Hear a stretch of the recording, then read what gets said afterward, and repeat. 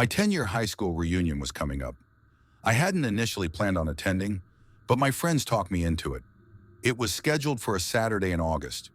The event was put together by a few people from our graduating class and set to take place at a catering hall in a nice part of town.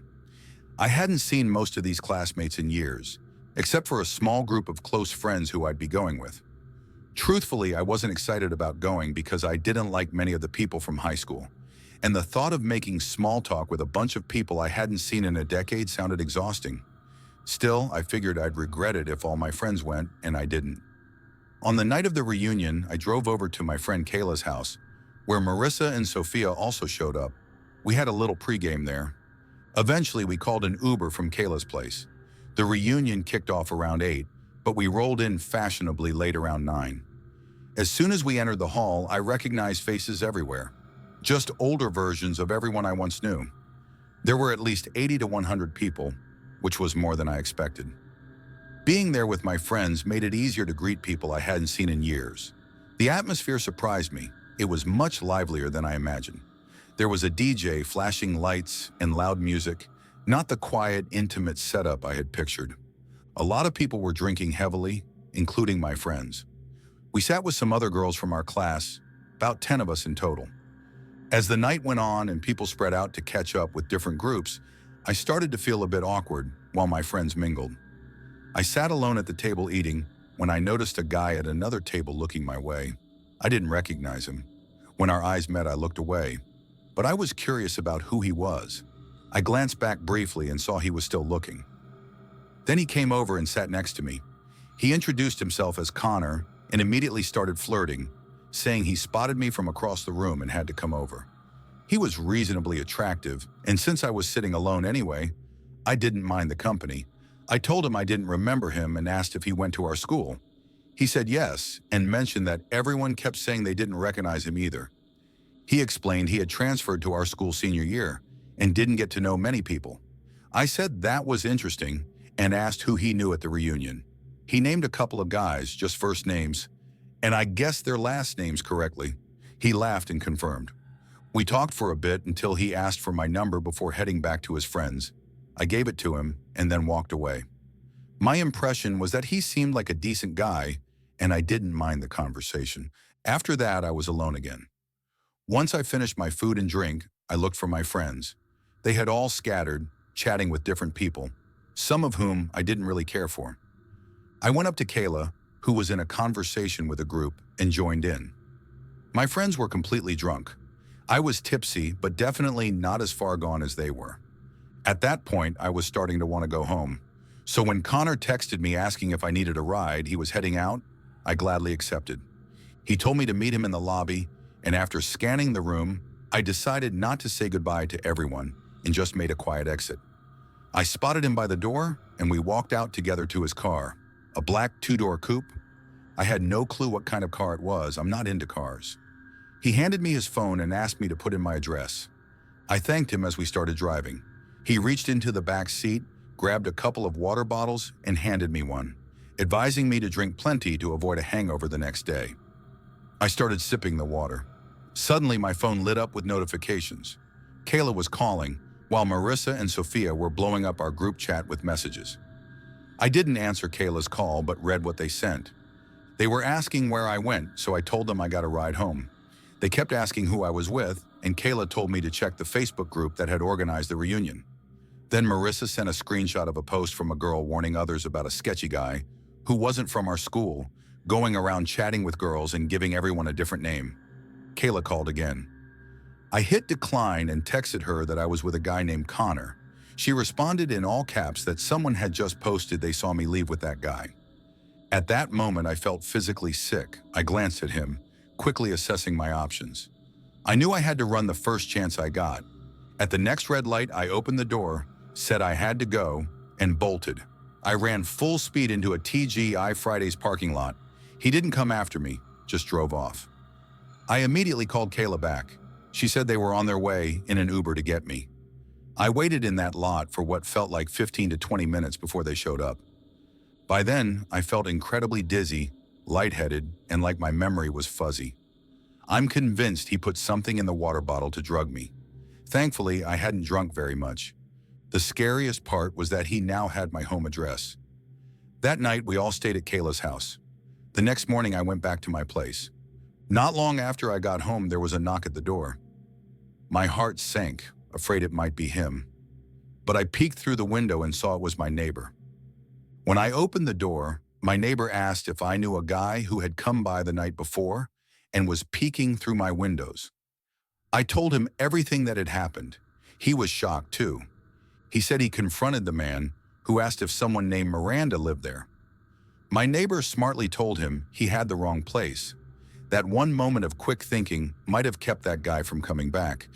When my lease was up, I moved to another unit in the same complex just to be cautious. I'm incredibly thankful my friends tried so hard to warn me before things went further.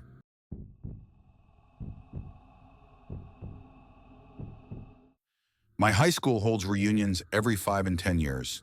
Our 5-year one happened a few years ago. My school wasn't that big, about 200 students per grade, so most people knew each other, even if only a little. The 5-year reunion took place in a small banquet hall in town. I was really looking forward to seeing all my old friends I hadn't caught up with in years.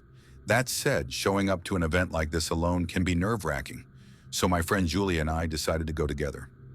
Julia has been my closest friend since middle school.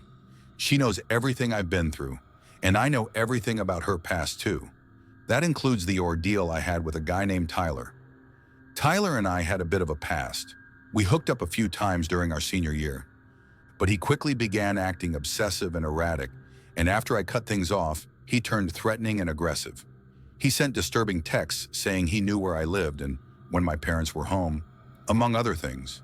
One night, he even showed up at my parents' house and threw rocks at my window until my dad had to go outside and scare him off. Eventually, he seemed to lose interest in bothering me. Tyler was friends with what you might call the odd crowd back in high school. Not athletes, not popular, not even goths, just the quirky group. Once people started hearing about how he had harassed me, he became widely disliked. I just hoped he wouldn't show up at the reunion. When Julia and I arrived at the venue, we made our rounds greeting people. At its busiest, there were about 50 attendees, which was a good turnout considering how small our class was. But at some point during the night, I felt a tap on my shoulder, and it was Tyler.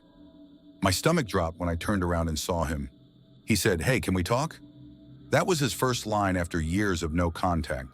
I said something like, "Hi, I hope you're doing okay, but there's really nothing to discuss." And I tried to walk off. He grabbed my shoulder, spun me around, and said, "You're already going to be like that?" I pushed his hand away and said, "Let go of me." He looked around, clearly uneasy, and muttered, all right," before walking away. It seemed like he didn't want to attract attention. The encounter put a damper on the evening for me, and I spent the rest of the night trying to steer clear of him. I saw him hanging out with one of the same people he used to spend time with in high school. I ended up talking to Julia and a few other girls about what had just happened, how he grabbed me and tried to confront me. They were all supportive and agreed he had always been a creepy guy and had a reputation for being aggressive with girls. Strangely, I didn't see him again after that. Once I spotted him with his friend, he seemed to disappear. I figured he must have left early, which was a huge relief. Julia and I stayed at the event for a few more hours after that. Afterward, we headed out with a few other girls to a nearby dive bar. An hour later, Julia dropped me off at home. As I walked toward my front door, I noticed another vehicle driving past Julia's car and continuing slowly down the street. Given the late hour and how quiet the neighborhood typically is, it immediately struck me as odd. It was a Jeep Cherokee. Maybe I was just being paranoid, or maybe my instincts were right. The next day, I searched for Tyler's Instagram account. It was set to private. I sent a follow request from my fake account.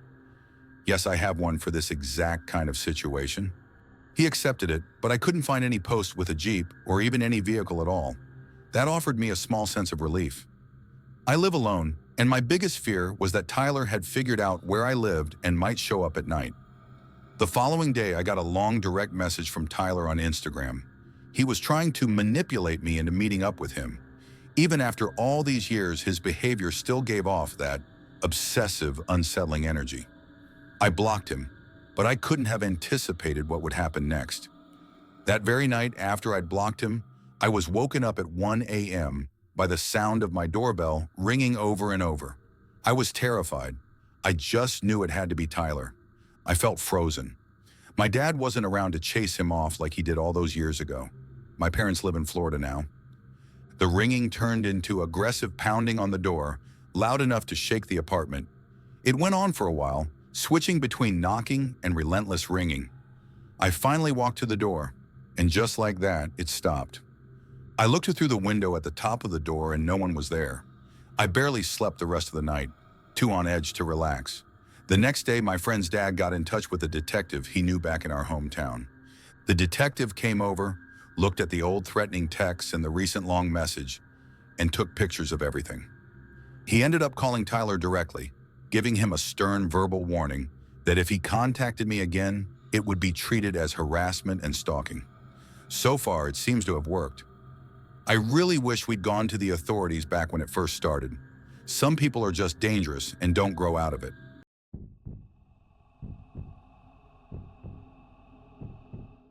I really hope he doesn't show up at the 10-year reunion. At the time, I had also been seeing someone casually for a few weeks. Her name was Phoebe, and we'd been on 2 dates. We connected through a dating app and ended up meeting just a few days later. She was 4 years older than me. For our first date, we grabbed drinks, and for the second, she joined me and my friends for a night out over the weekend. My friends didn't have strong opinions about her. They said she was nice and a little on the quiet side. Later on, they would share their real thoughts about her, but more on that later. Phoebe asked me to come with her to a high school reunion party she had coming up. She said she didn't want to attend by herself. Since she had already met my friends and come out with us, I figured I owed her that much. The reunion party was scheduled for a random Saturday in the fall. It wasn't an official school-organized event, though. Phoebe explained it was being hosted by a wealthy guy from her graduating class, and it was going to be at his house. I haven't gone to my own high school reunion yet, but from what I know, they're usually held at bars or rental venues. When we got to this guy's place, I had to admit it was a really nice home. The driveway had a gate, though I didn't see any luxury cars parked outside. I figured maybe the host kept his car in the garage for the night. As soon as we walked inside, it felt like every eye in the room turned toward us, especially toward me. A few people came over to greet Phoebe with hugs and then immediately started asking me questions. It felt like I was being put on the spot, as if I was being interviewed about my entire life. What I did for work, who I lived with, things like that. Phoebe eventually steered us away from them, only to walk over to another group that started in with the same kind of oddly invasive questions. There was also something off about the crowd. Everyone seemed older than 28, which is the age Phoebe had told me she was. Some of them looked like they were well into their 30s. I pointed that out to Phoebe, and she just said some people hadn't aged well. I asked if she actually remembered everyone there, and she said yes. Then I asked about the host, who he was, because I was curious to meet the person who owned this house. She told me she hadn't seen him yet. The entire time I was there, I couldn't shake the feeling that everyone was glaring at me. It was like they were staring daggers and not looking away either. I whispered this to Phoebe, and she replied that they were probably just trying to figure out who I was. At the time, that seemed like the only explanation that made sense. Still, it's hard to describe just how uncomfortable the vibe was, but I can confidently say this didn't feel like any normal high school reunion. There wasn't any music, and everyone was dressed oddly. Not at all like typical 28-year-olds. Actually, that was the other strange part. None of these people even looked like they were in their 20s. Feeling uneasy under the stairs in that room, I told Phoebe I was going to use the bathroom. Truthfully, I just wanted to step away and look around the house for a bit. I didn't even have a drink to hold or anything to make me feel less awkward. So I wandered the house empty-handed, and everyone I passed seemed to watch me as I walked by. Saying I felt out of place would be an understatement. Eventually, I found the bathroom and went in, even though I didn't need to. I locked the door and used the moment to breathe and collect myself, taking a break from how strange everything felt outside. I started texting my friends, telling them how weird this party was, and wondering how I could convince Phoebe to leave early. We'd only been there for about 30 to 45 minutes, and there was still no sign of this mysterious party host she mentioned. Phoebe messaged me asking where I was. I replied that I was in the bathroom and needed a minute. I followed up with a message saying this party felt really off and I'd be down to head out soon. She asked why. I told her everyone there was acting strange. Then someone knocked on the door, and I knew I couldn't stall in there any longer. I quickly washed my hands and stepped out. A guy standing outside who looked like one of the younger people at the party leaned in and said softly, "You should leave. That girl isn't who she says she is." I froze and asked, "Phoebe?" And he said, "Whatever she told you her name is." He asked me what she said the party was for, and I answered that she told me it was a high school reunion. He smirked and replied, "Do these people look like they're at a high school reunion?" Then he added, word for word, "Trust me, leave sooner than later." He turned and walked into the bathroom, shutting the door behind him.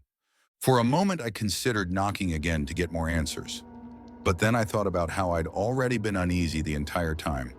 That guy just confirmed my gut feeling, so I quietly headed straight for the front door.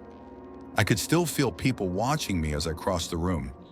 I kept walking without stopping, made it to my car on the street, and drove home. Phoebe texted asking where I went. I didn't respond right away. Once home, I looked up her number on White Pages. The name Phoebe didn't come up. It was listed under Claire Foster. The address I'd picked her up from both times was also different from what was listed online. That's when I realized I'd never actually seen her leave the house. She was always already standing out on the sidewalk when I arrived. I finally texted back saying I had to leave. "I'm sorry," and then blocked her number. When I told my friends the whole story, they all laughed and admitted they'd found her odd from the start, but didn't say anything so they wouldn't make me feel bad. One of them joked that it sounded like a scene straight out of Get Out. Everyone, friends, family, came up with their own theories about what might have really been going on.